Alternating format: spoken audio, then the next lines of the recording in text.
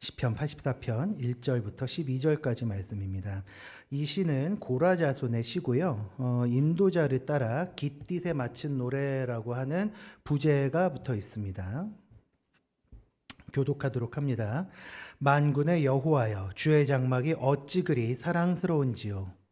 내 영혼이 여호와의 공전함을 사모하여 쇠약하며 내 마음과 육체가 살아계시는 하나님께 부르짖나이다.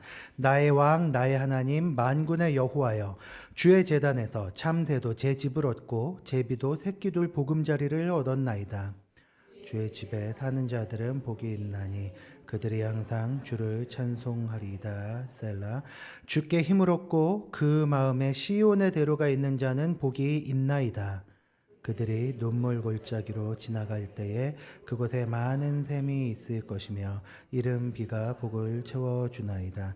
그들은 힘을 얻고 더 얻어 나아가 시온에서 하나님 앞에 각기 나타나리이다.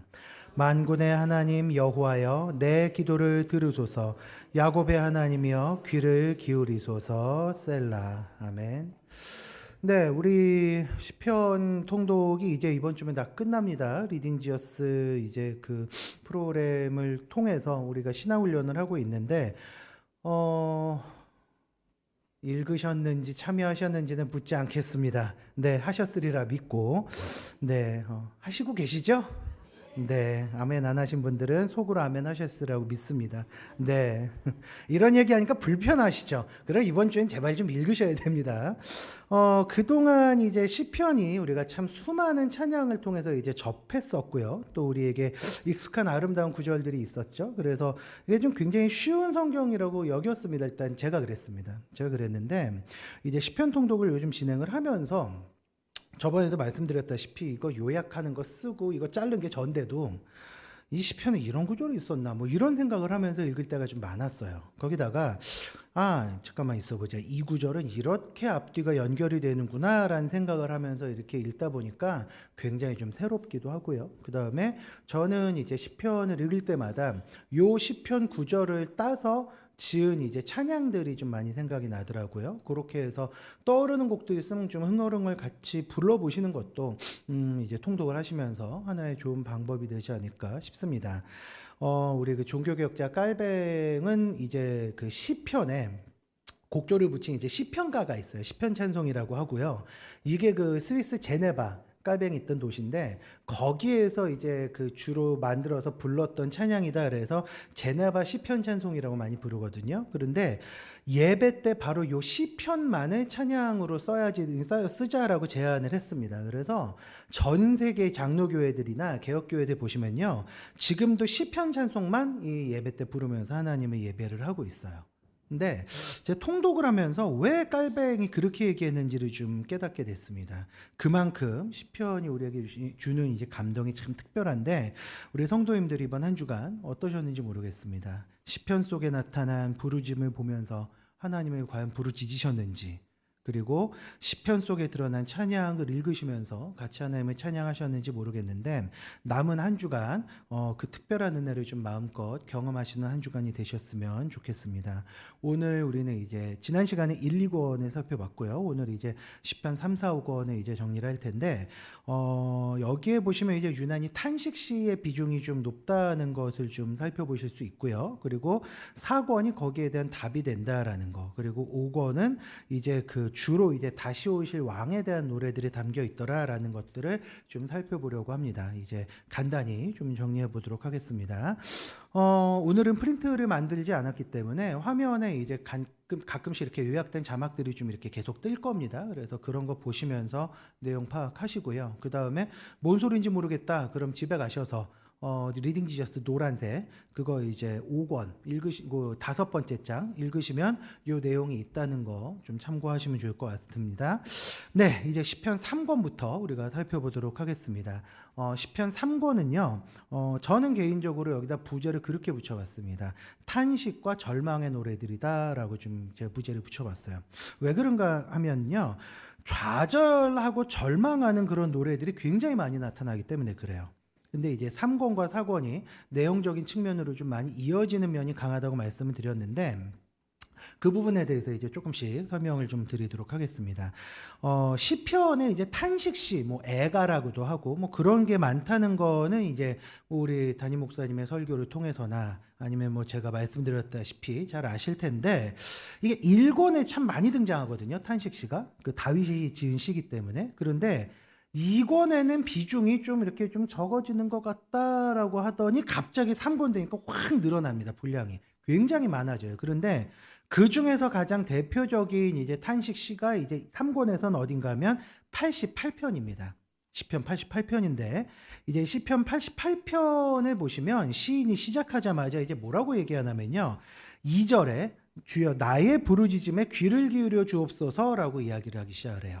나의 부르짖음에 귀를 기울여 주옵소서라고 얘기를 하는데 이게 그동안의 시들이랑 조금 이게 다른 게 처음에 이렇게 시작을 하면요. 다른 탄식 시는 뒤로 가면은 하나님의 소망을 노래합니다.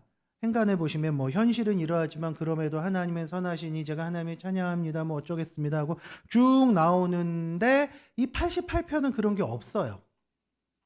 지금 이 화면에 보시면은 이제 나의 기도가 주 앞에 이르게 하시며 나의 부르짖음에 주의 귀를 기울여 주소서라고 시작을 하는 걸 보시죠. 그런데 계속해서 강으로만 나가요.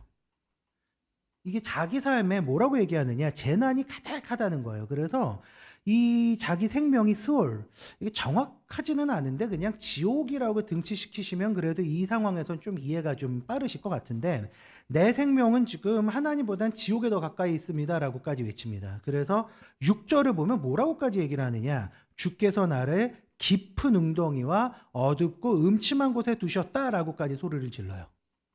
예. 아주 뭐 이렇게 한 다음에 그 뒤에 보면은 하나님 살려주세요라고 또 외치긴 하거든요. 그런데 뭐라고 얘기하느냐? 하나님의 선하심을 믿사오니 구원하소서 이렇게 얘기하는 게 아니라 과연 하나님의 인자하심을 무덤 속에서 선포할 수 있겠습니까? 이렇게 얘기를 합니다. 그러니까 무슨 얘기인가 하면요.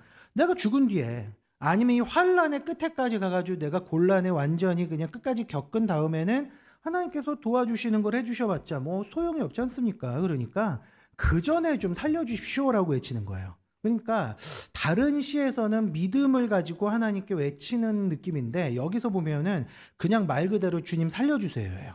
물에 빠진 사람들이 그냥 다른 소리 못하고 허부적대면서 살려줘 한 소리 지르는 거랑 똑같다고 보시면 돼요. 이 88편이 그렇습니다. 이 시를 전체를 보시면 하나님을 향한 소망이 안 보이고 굉장히 공허해요. 그런데 이런 시가 성경 전체를 통틀어 봐도 별로 안 나옵니다. 이 88편이 시편에서는 또 거의 유일하다시피 해요. 그리고 그 다음에 89편에 보시면 이게 계속되거든요. 이게 어떻게 시작이 되느냐? 89편에 보시면 시작은 하나님께 찬양하는 것으로 하고 있습니다. 시작은 찬양을 해요. 그런데 뒤로 갈수록 얘기가 달라집니다. 그러니까 처음에는 하나님께서 이스라엘과 과거에 맺으신 언약은 이러했습니다라는 얘기를 쭉 해요. 근데 뒤로 갈수록 이제 하나님께서 맺으신 언약을 지킬 때 이런 복을 주신다고 하셨고 이런 저주를 주신다고 하셨습니다라고 계속 대조를 하더니 38절부터는 무슨 얘기를 하느냐? 왜 하나님께서는 이스라엘을 지금 이런 상태에 처하게 하셨습니까? 라고 얘기를 해요. 이런 내용을 보면은 이게 남왕국 유다가 처한 상황이랑 굉장히 흡사해 보입니다. 이게 심지어는 저는 이제 바벨론 포로기에 지은 시가 아닌가 싶은데 마침 자막도 떴겠다. 우리 교독해서 38절부터 45절까지 한번 읽어보도록 하겠습니다. 제가 먼저 읽을게요. 그러나 주께서 주의 기름 부음 받은 자에게 노하사 물리치셔서 버리셨으며 그 종의 언약을 미워하사 그의 관을 땅에 던져 욕되게 하셨습니다. 40절입니다. 그의 모든 울타리를 파괴하시며 그 요새를 무너뜨리셨으므로 길로 지나다니는 자들에게 다 탈취를 당하며 그의 이웃에게 욕을 당하나이다. 주께서는 그의 대적들의 오른손을 높이시고 그들의 모든 원수들은 기쁘게 하셨으나 그의 칼날은 둔하게 하사 그가 전장에서 더 이상 버티지 못하게 하셨으며 여기서 말하는 그라는 건 이제 다윗 왕가를 얘기하는 겁니다. 44절 읽겠습니다. 그의 영광을 그치게 하시고 그의 왕위를 땅에 엎으셨으며 그의 젊은 날들을 짧게 하시고 그를 수치로 덮으셨나이다. 이렇게 얘기를 해요. 지금 우리 그냥 쉽게 요약하면요. 이 젊은 애들 쓰는 표현으로 망했어요입니다. 이게. 예, 망했어요. 이거예요. 그냥 간단하게. 이렇게 부르짖습니다. 우리는 완전히 폭삭 망했고 그 다음에 저쪽은 이제 완전히 그냥 그 뭐지 흥합니다라고 얘기를 하는데 이 다음에 이제 50절 51절에 자막 없어요. 50절 51절에 보면 시인이 원소들을 고발하고 끝납니다. 하나님에 대한 믿음의 고백은 안 나와요. 하나님 쟤들 좀 어떻게 해주세요. 그러니까 아이들이 아빠 쟤 좀 때려줘 하는 거랑 똑같은 상황인 거예요. 믿음의 표현이 안 나와요. 고발을 하고요. 그 다음에 그냥 끝은 그 송영이 나오는데 이게 지난 시간에 말씀드렸듯이 시편 3권에 끝냅니다라는 뜻에서 하나님께 올려드린 송영이에요. 여호와를 영원히 찬송할지어다. 그래서 아멘이 2번 나옵니다. 아멘, 아멘 이렇게 나와요. 여기까지만 보면요, 3권이 뭐 슬픔과 비탄과 울분과 뭐 이런 거에 차 있는 것처럼 보입니다. 굉장히 슬프게 끝나요. 그런데 4권에 보시면 이에 대한 응답이다 이렇게 생각을 하실 수 있습니다. 그렇다면 4권은 어떠냐? 저는 개인적으로 제목을 이렇게 붙여봤습니다. 처절한 부르짖음에 응답하시는 하나님. 3권에서 처절하게 부르짖으셨죠? 근데 4권에서 그에 대한 응답이 하나하나 시작이 되는데 시작이 재밌어요. 주중에 나왔죠? 4권의 시작이요. 시편 90편입니다. 이거 누가 썼을까요? 자막을 보시면 알 것 같은데 이 4권의 시작은요. 모세의 시라는 표제어가 붙어 있습니다. 모세의 시예요. 그래서 이 시를 이렇게 보시면은요. 주여 주는 대대로 우리의 거처가 되셨나이다 하고 쫙 시작이 되는데 막 그 격렬한 폭풍이 다 지나간 다음에 어떤 노인이 가만히 그 휩쓴 자리, 폐허가 된 자리에 앉아가지고 지난 날들을 떠올리면서 아주 천천히 나지게 이제 읊조리는 이런 분위기였어요. 제가 느낄 땐 그랬습니다. 이 모세의 시라는 표제어가 붙어서 그랬을까요? 예. 모르겠습니다. 저는 이걸 읽으면서 모세가 다 늙어가지고 이제 그 옛날 10개 영화에 그 영화 끝에 등장하는 찰턴 헤스턴 생각하시면 돼요. 머리 허여가지고 뭐 이따만한 지팡이 들고 이렇게 앉아가지고 이 시를 읽고 있는 그런 장면을 떠올리시면 되는데 저는 이 90편을 읽으면서 이렇게 막 88편, 89편에 나온 이런 비탄에 빠진 후손들을 위해서 이제 기도하는 이 모세는 중보라는 표현이 그래도 좀 어울리는 사람 같아요. 구약에서는. 실제로 그런 일들을 좀 했으니까. 그래서 그렇게 뭐 중보하는 듯한 뭐 그런 느낌을 저는 좀 받았습니다. 이게 뭘 뜻하느냐? 4권의 시작이 위로와 간구로 시작한다는 거예요. 예. 3권까지는 막 비탄에 빠지고 살려주세요라고 소리 지르고 저희 왜 이렇게 하셨어요? 막 이렇게 하는 분위기였다가 4권은 딱 시작하니까 이제 얘네들 좀 어떻게 위로 좀 해주세요라는 식으로 위로하고 또 간구하는 시로 시작을 한다는 거죠. 이렇게 시작해서 4권이요. 연속으로 찬양시를 3편을 소개를 하고 있어요. 근데 91편 요 다음 시를 보면요. 3권의 절망과 탄식에 대한 답이 됩니다. 특별히 7절을 보시면 이런 구절이 나와요. 1000명이 내 왼쪽에서 10,000명이 내 오른쪽에서 엎드러지나. 자, 히브리시의 특징은 반복되는 건 강조라 그랬죠. 그러니까 왼쪽에서 진짜 1000명만 엎드리고 그럼 왼쪽에서 10,000명이 엎드려지면 어떻게 이러시면 안 돼요. 그리고 오른쪽에서 1명만 엎드려지는데 이러시면 안 됩니다. 이건 말장난이 아니고요. 강조의 표현이에요. 1000명이 내 왼쪽에서 10,000명이 내 오른쪽에서 즉 수많은 사람들이 여기저기서 뻥뻥 죽어나갈지라도 그 다음에 뭐라고 되어 있느냐. 이 재앙이 내게 가까이 하지 못하리로다 이렇게 됩니다. 실제로 보면 이렇게 돼 있어요. 이게 88편, 89편에 대한 답입니다. 힘들지. 너 지금 되게 죽을 것 같지. 그런데 아무리 그래도 그 재앙이 너한테 가까이 하지는 못할 거야. 라고 설득을 해주는 거예요.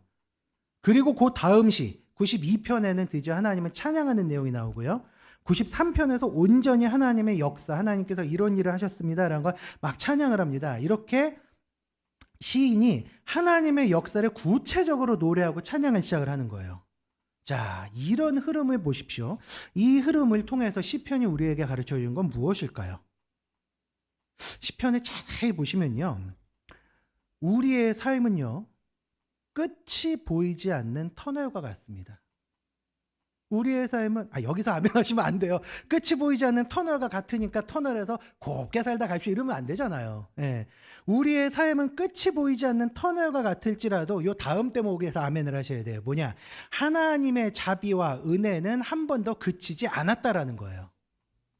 이건 진짜 아멘 나오시죠?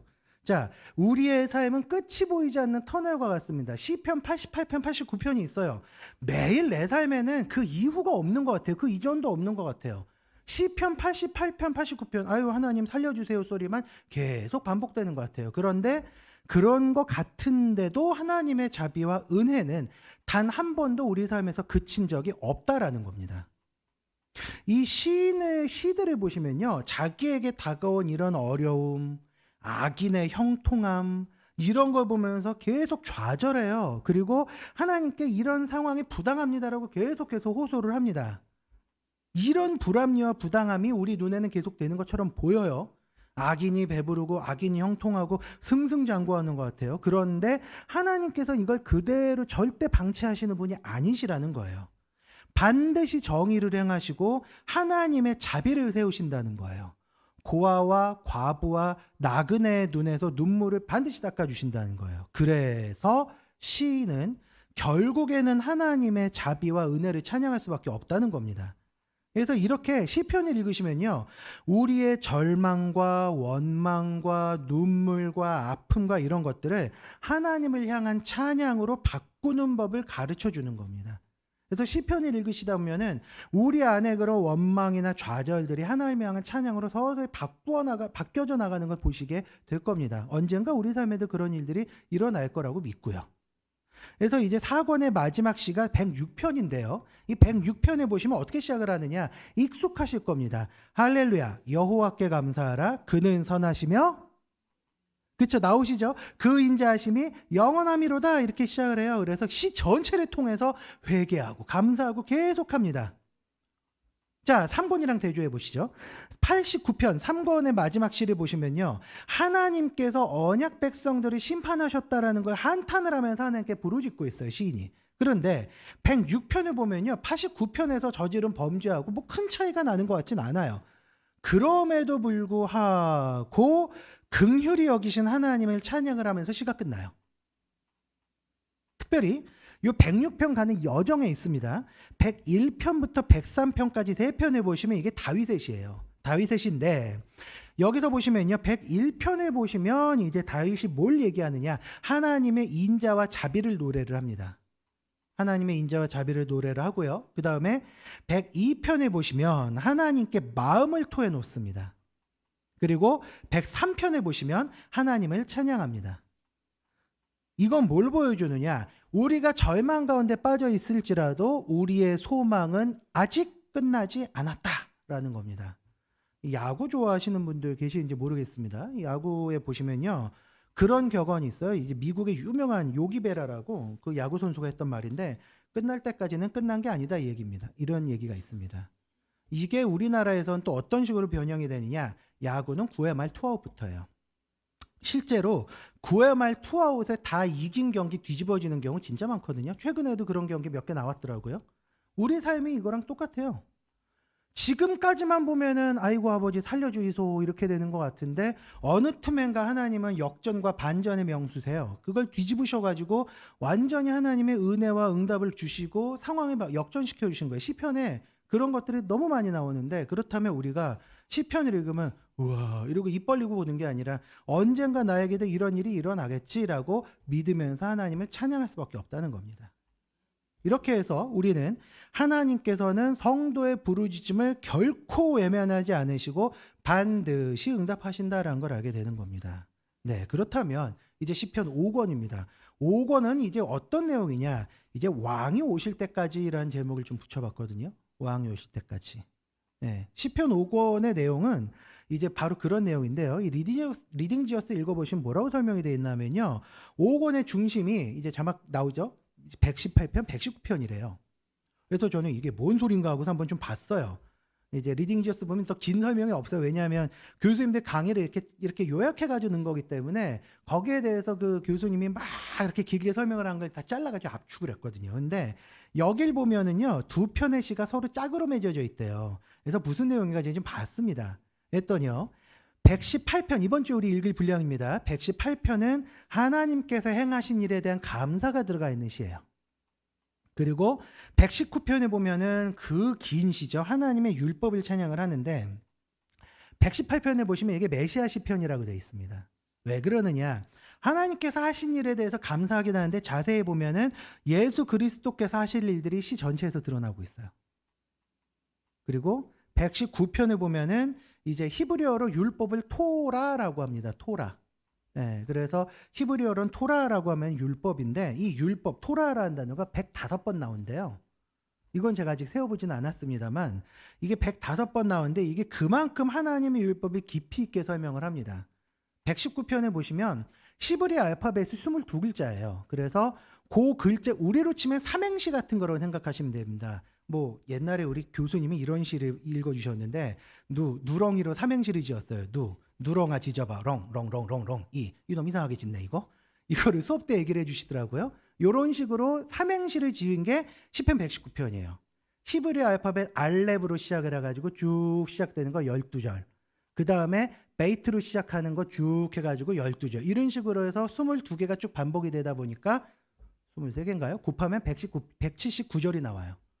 그런데 그만큼 하나님의 율법에 대해서 길게 설명을 하는 거예요. 하나님의 율법은 이러하다. 하나님의 율법은 이렇게 아름답다라고 하면서 그 율법의 깊이와 아름다움을 이야기를 하거든요. 이번에 요 40일 성경 읽기가 끝나더라도 요거 좀 다시 읽어봐야 되겠다는 구절을 꼽으시라면 저는 119편을 추천드리고 싶습니다. 한 단락 한 단락 깊이 있게 묵상하면은 얼마나 하나님의 율법이 큰 은혜가 되는지 다가오는 시예요. 그러니까 요 시편 5권의 중심으로 불릴만 한 겁니다. 네, 그리고 요 시들은 전반적으로 뭘 얘기하느냐? 너희들 언약을 불순종해가지고 이 언약이 깨진 줄 알지. 그런데 아직 그 언약 폐기되지 않았어 라고 이야기하고 있어요. 그리고 메시아께서 오셔서 성취하실 거야. 그러면 너 그분 오시는 거 기다려야 되잖아. 그동안 하나님 찬양해 라고 가르쳐주고 있어요. 이게 5권의 내용입니다. 그래서 5권을 보시면 찬양시의 비중이 어마어마하게 높은데 그 중에서도 120편부터 134편, 15편의 시를 보시면 성전에 올라가는 노래라고 하는 제목이 붙어 있습니다. 뭐라고요? 성전에 올라가는 노래예요. 이거는 학자들마다 의견이 좀 갈리는데 저는 그 의견이 제일 좀 설득력 있더라고요. 순례자들이요. 예루살렘을 향해서 올라갑니다. 그럴 때 그 길에서 부르던 노래가 아닐까라는 생각이 들었어요. 그래서 이 노래들을 보면은요, 성도들이 그 순례의 길을 걸어가면서 우리에게 복 주시는 하나님의 은혜를 가슴 깊이 노래하는 아름다운 노래들이 참 많은데 121편 기억하십니까? 첫 소절 내가 산을 향하여 눈을 들리라. 어디서 올고 쭉 나가죠. 이 첫 시작 내가 산을 향하여 눈을 들리라. 그냥 등산하면서 이들이 험한 산길 위에서 아이고 죽겠다 이러면서 이렇게 보면서 산을 저렇게 바라보는 거예요. 그러면서 부르던 노래가 아닌가 이런 생각이 들어요. 그냥 등산을 하면서 제가 가끔 농담을 하는 말이 있습니다. 이제 당나귀 울음소리 낸다고 올라가다 이런다고요. 그런데 등산할 때 이러고 올라가면서도 하나님을 향해서 기쁨과 감사의 노래를 부르던 게 이 순례자들이에요. 이게 뭘 가르쳐 주느냐? 우리가 죽을 때까지 무슨 노래 불러야 되는지를 여기에서 다 가르쳐 주고 있는 겁니다. 자, 5권의 시편이 이렇게 끝났어요. 그죠? 예, 그러면 이제 뭘 해야 되냐? 집에 가서 열심히 읽으셔야 되는데 여기서 끝나면 이 리딩 요스가 아니에요. 이 시편이 어떻게 예수님을 보여주고 있는지를 좀 살펴보고 마무리 좀 지으려고 합니다. 우리 그 예수님과 또 우리 그러니까 신약 시대에 살았던 인물들을 보면요.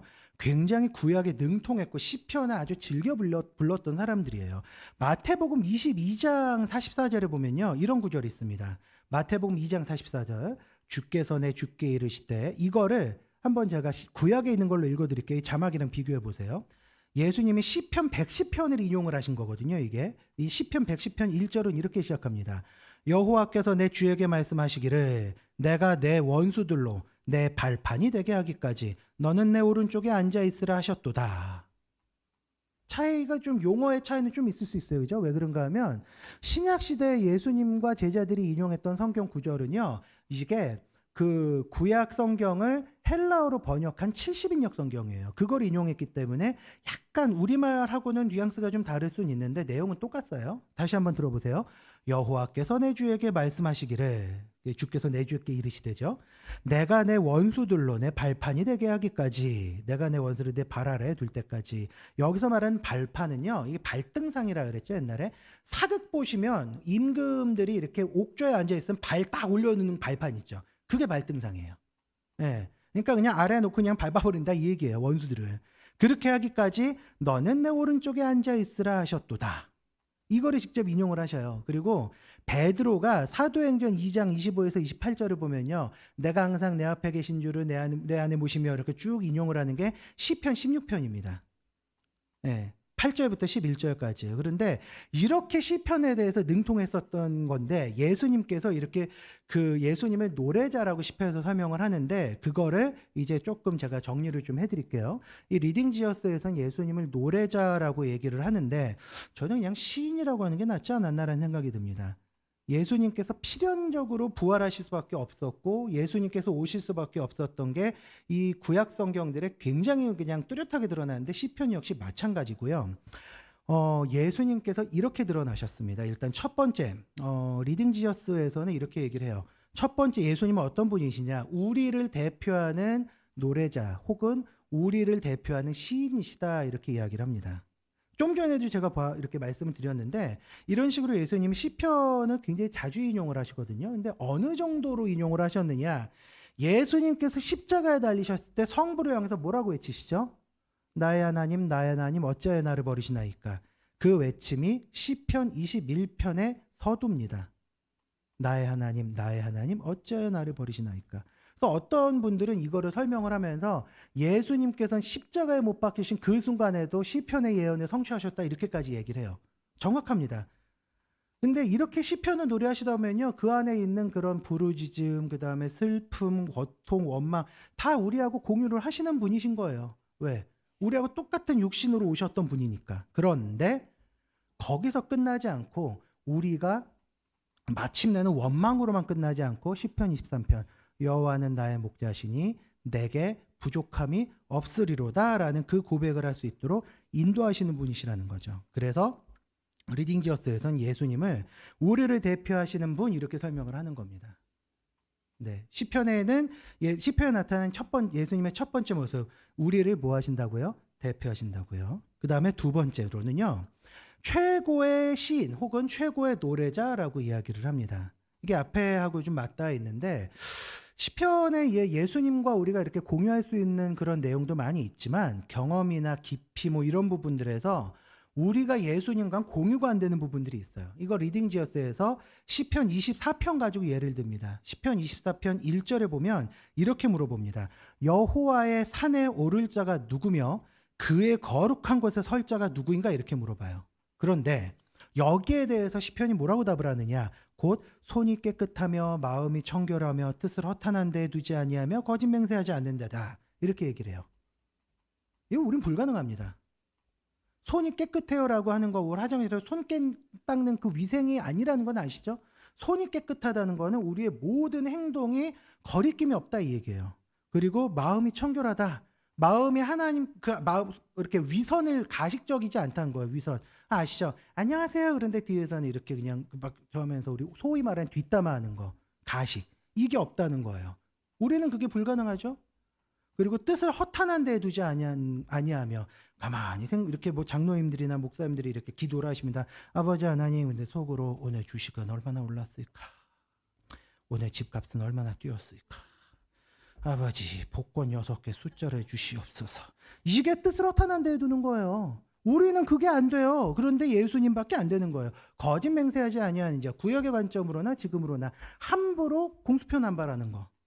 한국인들이 가장 많이 남발하는 공수표가 뭔지 아세요? 언제 한번 식사나 하시죠? 언제? 언제? 그럼 대부분 언제 할 건데, 뭐 글쎄 나중에 보게 되면 언제요? 그래서 뭐 살다 보면 한 번은 보겠지, 이렇게 넘어가요. 그러니까 언제 한번 식사하시죠가 한국인들이 가장 남발하는 공수표예요. 이것조차도 예수님은 안 하신다는 거예요. 네. 예수님의 이런 건 이룰 수가 없는데, 이제 지난 우리 하이델베르크 의문답 강의를 제가 했었죠. 그때 예수님의 죽으심과 부활을 통해서 우리가 뭘 얻었다 그랬어요? 예수님께서 획득하신 의의가 우리에게 아무런 값 없이 전달이 됐다 그랬죠. 택배로, 선물로. 예수님께서 값없이 베푸시는 은혜 덕분에 우리도 최고의 시인이 이르신 이 경지에 갈 수가 있게 된 건데, 어쨌든 우리는 그분 때문에 갈 수 있는 거고, 스스로 그 경지에 가실 수 있는 최고의 노래자는 오직 누구? 예수님 한 분이다라는 거예요. 그 다음에 세 번째, 시편에 드러나는 예수님은 또 어떤 분이시냐? 다시 오실 분. 다시 오실 분. 시편에 보시면요, 93편, 96, 97, 98, 99편 뭐 이런 시들이요, 제왕시라고 합니다. 저번 수요일에 우리 목사님께서 한번 설교 때 말씀을 하셨죠. 이 제왕시들은요, 주로 장막절 기간에 많이 불렀어요. 장막절. 그래서 요 기간이 되면 지금도 이스라엘 사람들은 뭘 하느냐, 집 밖에다가요, 최고급 무슨 뭐 요즘 하는 그런 그 뭐냐, 차박용 텐트 이런 거 아니에요. 그냥 얼기설기 나무랑 천 같은 거 걸쳐놓고 그냥 부실한 텐트를 짓고 밖에서 일주일을 삽니다. 그래서 어떤 사람들은 상징적으로 자기 집 부동산을 1달러에 그 다른 사람들한테 넘겨주는 의식도 행해요. 예, 이 장막절 지낸다고. 근데 왜 그렇게 하느냐? 광야 시절에 잊지 말라는 게 일단 첫 번째 목적입니다. 그런데 밖에 있으면 얼마나 불편하겠어요. 네. 밖에 있으면은 얼마나 이게 귀찮고 불편하고 그렇지 않습니까? 그 일주일을 통해서 이 세상은 본향이 아니구나, 내가 거쳐가는 곳이구나를 배우게 되는 거죠. 우리가 이런 제왕시를 비롯한 이런 시편을 노래하면서 우리는 다시 오실 그리스도를 기억을 하게 돼요. 우리가 부르는 이 노래의 끝은요, 요한계시록 마지막에 나오는 영원한 새 노래가 될 겁니다. 우리가 언젠가는 부활하시고 승천하신 그 그리스도께서 다시 오실 텐데, 우리는 이제 시편에 있는 노래들을 부르면서 예수님의 재림을 기다릴 거예요. 그리고 결국은 천국에서 영원한 새 노래를 부르며 영광의 자리에 함께 우리가 서게 될 것입니다. 시편이 결국은 가르쳐 주는 건 바로 이겁니다. 우리가 부를 마지막 노래는 하나님의 본향에서 부르게 될 영원한 새 노래입니다. 네, 이제 마무리를 좀 하도록 하겠습니다. 다행히도 일찍 끝나고 있습니다. 네, 이제 제가 처음에 설교를 시작을 할 때 그 깔뱅의 이야기를 했죠. 이 개혁파 성도들은 예배를 통해서 불러야 될 노래는 하나님께서 직접 우리에게 주신 시편밖에 없다라고 얘기를 해요. 그래서 지금도요, 프랑스에도 개혁교회가 있습니다. 그래서 제가 가끔 심심해서 프랑스어를 할 줄은 모르거든요. 예배 영상 들어가면요, 거기 오르간으로 이렇게 연주하는 선율들이 있는데, 그게 우리나라에서도 요즘 번역돼서 부르고 있는 그 제네바 시편 찬송이에요. 그래서 스코틀랜드 교회 들어가 봤더니 거기서도 똑같아요. 미국에 있는 개혁교회들 가가지고 예배 때 부르는 찬송 뭔가 하고 들어봤더니 거기도 시편가 부릅니다.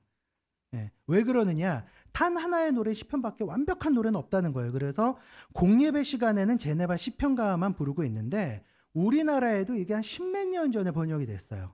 좀 만사지탄이긴 하죠. 그런데 그래서 요즘은 우리 교회들 중에서도 그 전통 우리 장로교회 그 예배 형식으로 예배드리고 시편 찬송 부르고 하는 교회들이 좀 많이 있습니다. 근데 왜 그렇게 하느냐?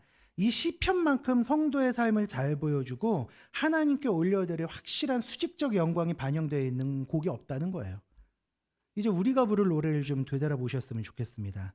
이번 한 주간 시편은 마무리지만 제가 자꾸 마무리를 하니까 아따 이번 주면 끝나나 보네 이렇게 하시면 안 돼요. 잠언, 전도서, 아가서 읽으셔야 됩니다. 남았습니다 아직. 그런데 시편이 이번 주에 끝나는 겁니다. 그런데 이번 한 주간 이제 시편의 마지막으로 묵상을 하실 때 묵상해야 될 거리들을 제가 좀 드리자면, 우리는 어떤 노래를 불러야 할까? 우리 삶을 통해서. 그리고 지금 내가 부르고 있는 노래는 어떤 노래일까? 한번 묵상해 보시면 좋겠어요. 네. 하나님 앞에서 내가 불러드려야 될 노래는 무엇일까? 이걸 좀 묵상을 하시면 좋겠습니다. 뭐 지금 당장은요, 우리 입술에 탄식이 흘러나올 수 있습니다. 뭐 사람 사는 건 그럴 수밖에 없어요. 그죠? 그리고 뭐 지금 당장은 하나님께 감사하고 찬양하는 것보다는 살려주세요 부르짖음이 더 많이 나올 수도 있어요. 그런데 언젠가는 우리 역전의 명수 우리 하나님께서, 우리 주 예수 그리스도께서 우리 입술에 영원한 찬양이 흘러나오도록 하실 겁니다. 지금 세상에 보면 악인들이 득세하는 것처럼 보이고요, 불의해 보이는 상황이 많아요. 그럼에도 고아와 과부와 나그네를 긍휼히 여기시는 하나님께서 반드시 하나님의 정의가 이 땅에 흐르게 하실 거예요. 따라서 우리는 무엇을 해야 되느냐?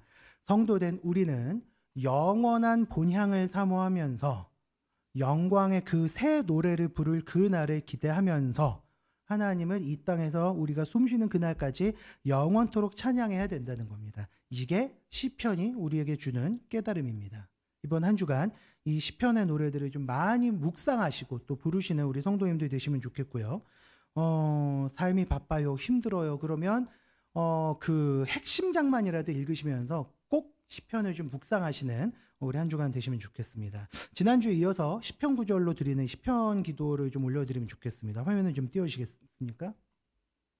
첫 번째로 우리가 들려드릴 시편의 이제 기도는요, 시편 71편 3절입니다. 같이 한번 읽어볼까요? 시작.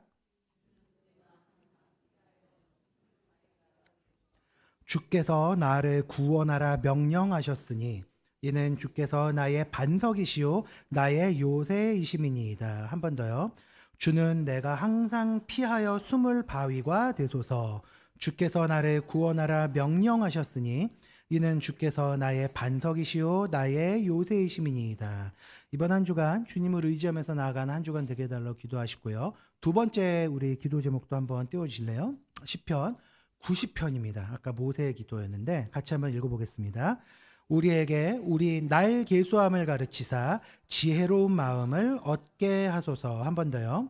우리에게 우리 날 계수함을 가르치사 지혜로운 마음을 얻게 하소서. 주님을 의지하면서 나아가는 한 주간, 그리고 하나님 앞에서 깨어 기도하면서 하루하루를 성실하게 살아가는 한 주간 되게 해달라고 먼저 이번 한 주간 놓고 우리 기도하면서 나아가겠습니다. 기도하겠습니다.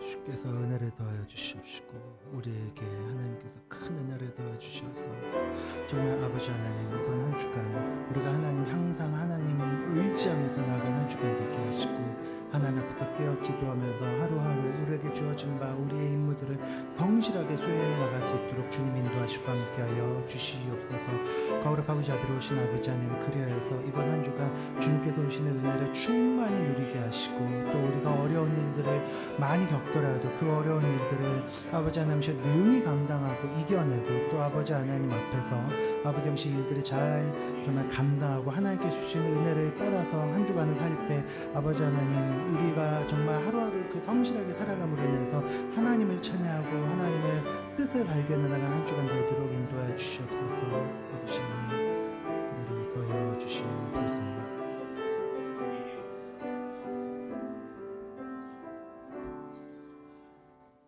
마지막 시편 기도입니다. 시편 그 119편 중에서 한 절을 제가 가지고 왔습니다. 화면 보시고 같이 한번 읽어보겠습니다. 내가 주의 법을 어찌 그리 사랑하는지요. 내가 그것을 종일 작은 소리로 읊조리나이다. 한 번 더요. 내가 주의 법을 어찌 그리 사랑하는지요. 내가 그것을 종일 작은 소리로 읊조리나이다. 우리 지난번에 제가 읊조린다라는 게 계속 소리내고 묵상한다고 말씀드렸죠. 이번 한 주간 말씀을 사랑해서 종일토록 묵상하는 일에 힘쓰게 해달라고 기도하셨으면 좋겠습니다. 그리고 또 이 시간 기도할 때 우리 또 이렇게 말씀을 묵상하고는 있지만 어려움에 처한 우리 기억해야 될 지체들이 있습니다. 집에서 이제 병으로 가려 중에 계신 분들, 그리고 또 우리 병원에 계신 분들, 우리 치료가 필요한 우리 지체들, 그리고 혹시 우리 주변에 기도가 필요한 우리 성도님들이 계시다면 우리 위에서 같이 이 시간 기도하고 하나님의 말씀을 묵상하며 또 읊조리는 한 주간 되게 해달라고 또 하나님 앞에 그렇게 하겠다고 다짐하며 기도하고요. 제가 강복하고 마무리하도록 하겠습니다. 주님 이번 한 주간을 살아갈 때 하나님의 말씀을 사랑하면서 우리가 종일토록 그 말씀을 묵상하게 하여 주시옵시고 그렇게 살도록 주님 은혜를 더하여 주시옵소서. 아버지 하나님이셔 우리 모든 성도들이 똑같이 하나님의 말씀을 묵상하며 또 이렇게 읊조리고 있을 터인데 아버지 하나님께서 은혜를 더하여 주시옵시고 아버지 하나님 이번 한 주간 우리가 말씀을 묵상하고 또 아버지 하나님 그 말씀을 따라 살기 위해서 몸부림치게 하시고 또 그렇게 묵상을 할 때 아버지 하나님께서 우리에게 크신 능력과 은혜를 도와주셔서 아버지 하나님의 말씀이 얼마나 단지 우리가 깨달을 수 있도록 인도해 주시옵시고 또 그 말씀의 힘을 경험할 수 있도록 하여 주시오며 또 우리가 이렇게 기도하면서 나아갈 때마다 우리 주변에 있는 우리 지체들을 위해서 아버지 하나님 우리가 잊지 않고 함께 기도하며 그들과 함께 그들에게도 동일한 은혜를 달라고 하나님께 간구할 수 있도록 인도해 주시옵소서. 이번 한 주간 우리 수원의 교회 공동체 모두가 하나님께서 기뻐하시는 말씀으로 붙잡힌 바 된 공동체가 되도록 인도하시고 함께하여 주시옵소서.